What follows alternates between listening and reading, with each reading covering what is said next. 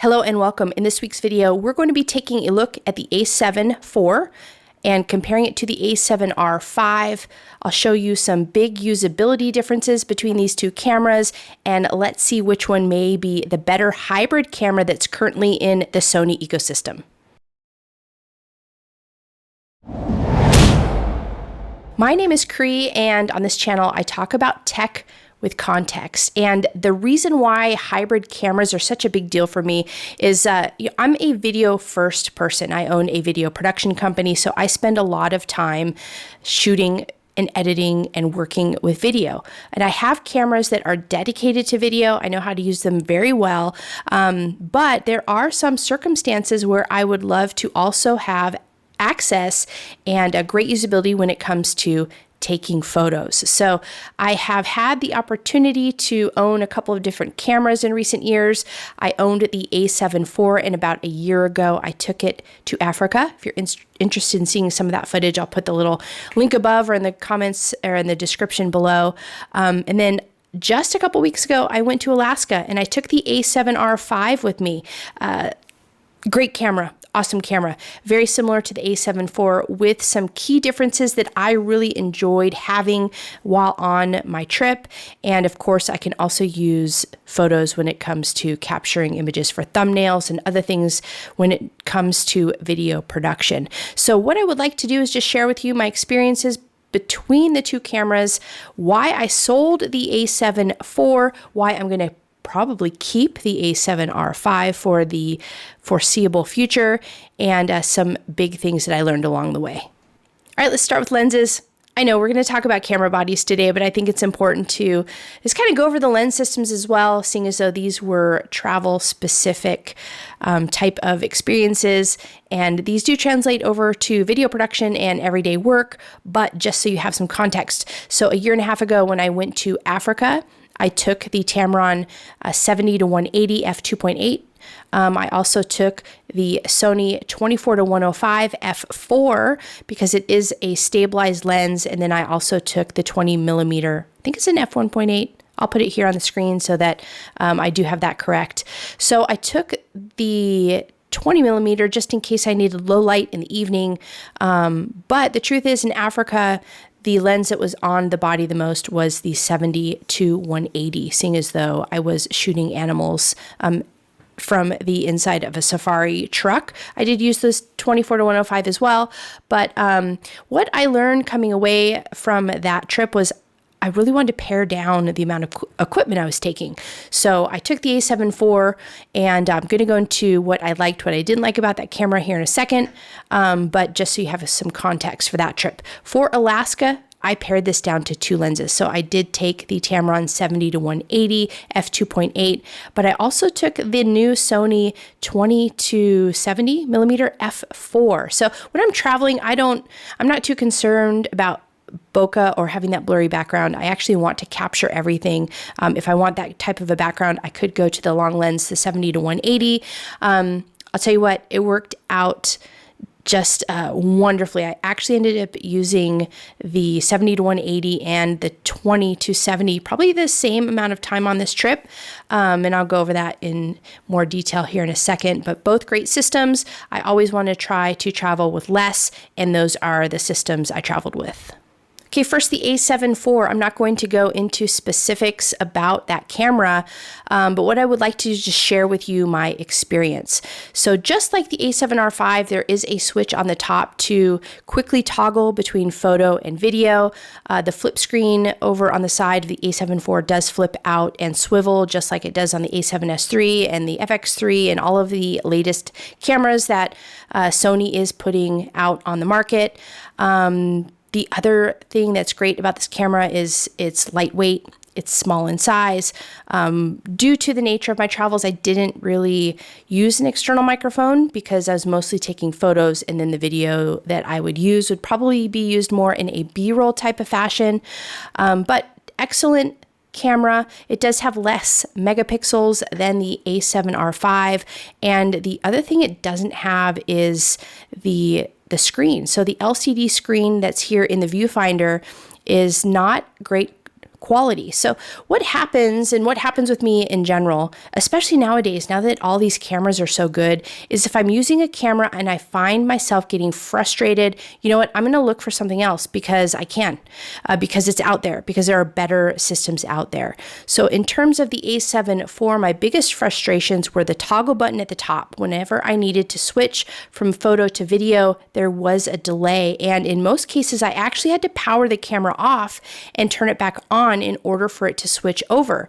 Now, being in Africa where there's animals and there's things that are moving a little more quickly, this did turn into an issue for me. It was just a frustrating user experience. I'm sure if I had more time to toggle between the two, it wouldn't be that big of a deal, but that was something that stood out to me. The other thing that stood out to me was when I'm shooting video and I want to shoot something that's moving quickly, just shooting handheld, you're just going to get shaky footage, especially if you're shooting with a 70 to 180.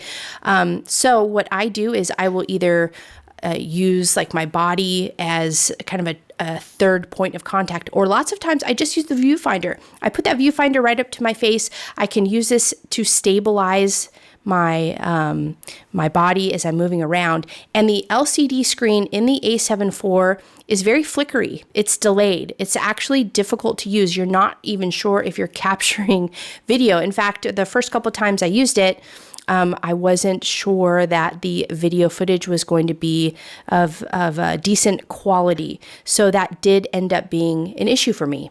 The other thing that kind of was an issue was that the flip out screen just went out to the side. You'll see why when I show you the a7rv. A plus to the a7 IV, I did take the 70 to 180, but if you switch into APS-C mode on the a7 IV, you can actually punch in. So I was able to get out to 200 millimeters or thereabouts if I went into APS-C mode. So all I did was I just set customize a button on the back of my camera basically, and then I was able to punch in and I was able to get a little more reach. Now this does impact your pixel quality, but look, I'm a professional videographer. When it comes to photography, I just want the images to look like they're higher quality. I'm not blowing them up and putting them on my wall, so that really wasn't a big issue for me. But when it came to the a7 IV, what happened was when I came home from that trip, I sold that camera just because of the frustration that I had with the user experience. Other than that, a great camera. I think if you're in a studio setting or a more calculated setting, it's definitely an excellent hybrid camera to consider, and you can't beat the price. I'll put the price right here.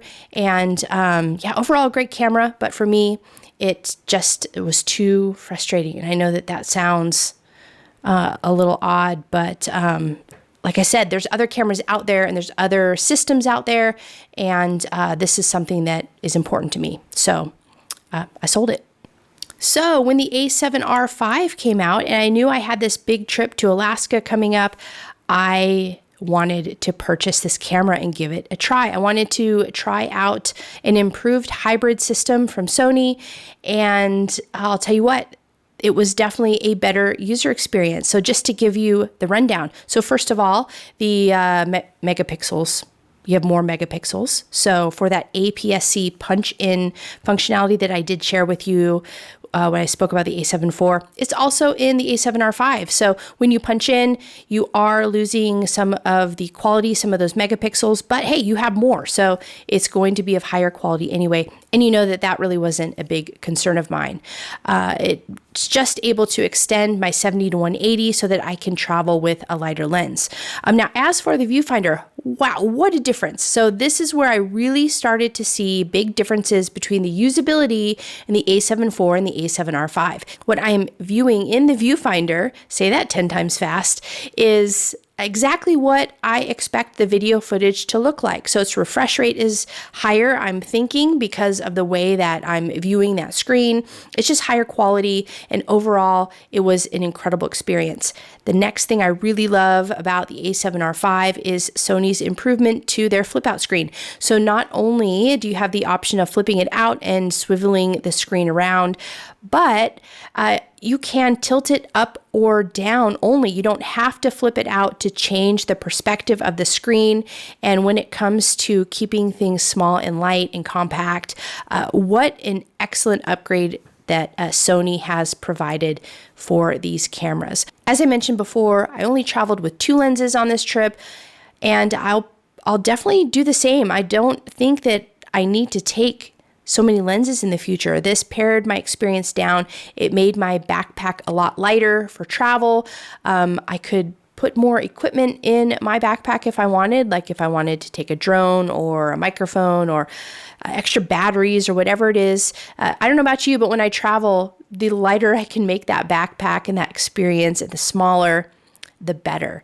And then finally, the switch on the a7rv. When you're switching from video to photos, there is definitely a delay, but I didn't have to power the camera down and turn it back on in order to be able to toggle between the two. But I do want to point out there is still a delay. That's where I'm running into frustrations with usability when it comes to the current hybrid systems that Sony's putting out.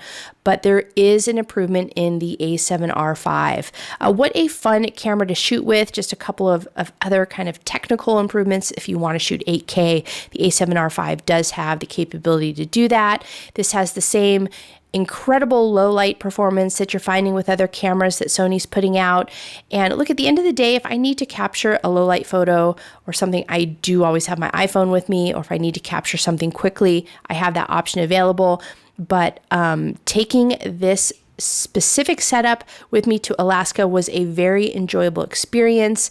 And these are just the little usability quirks that I found was a big difference between these two cameras. So what do you think? Let me know in the comments below. Is there a different hybrid system that you think is better out there? I would love to hear it. Leave a comment. If you like this video, hit that thumbs up button. Be sure to subscribe. And thanks as always for tuning in. I'll see you again in next week's video.